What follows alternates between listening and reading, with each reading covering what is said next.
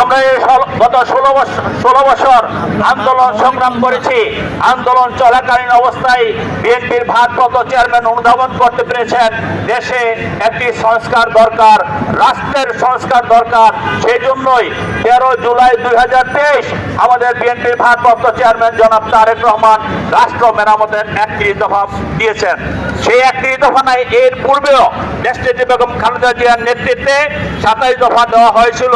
এবং আপনারা জানেন আমাদের শহীদ রাষ্ট্রপতি জিয়াউর রহমান আমাদের আদর্শিক পিতা, তিনি 19 দফার ভিত্তিতে রাষ্ট্র পরিচালনা করেছেন।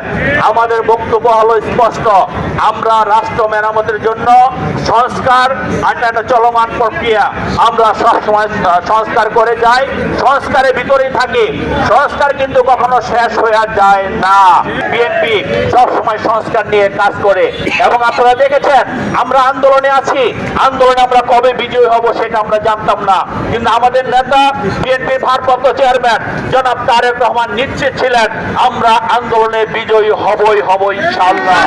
যার কারণে 2023 সনে 13 জুলাই তিনি সংস্কার প্রস্তাব দিয়েছেন। আমরা তখন থেকে সেই সংস্কার নিয়ে কাজ করে যাচ্ছি। এই সংস্কারটা যদি আপনারা একবার পড়েন, আমরা যদি সারা দেশের মানুষের ঘরে ঘরে সংস্কারের প্রস্তাবনাটা, অর্থাৎ 31 দফা যে কি সংস্কার সেটা জনগণকে জানতে হবে, সেই জায়গাটা যদি আমরা একবার দেখি তাহলে দেখব রাষ্ট্রের এমন কোন জায়গা নেই সেখানে নেই।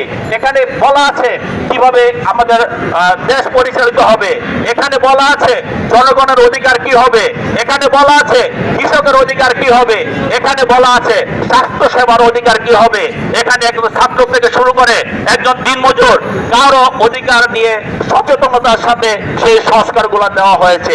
কাজে আমি মনে করি আমরা যারা দলের কর্মী আছি আমরা এই 31 দফা আগে নিজেরা মুখস্থ করব এবং আমরা 31 দফা সম্বন্ধে জানবো, পরবর্তীতে আমরা জনগণকে সচেতন করব।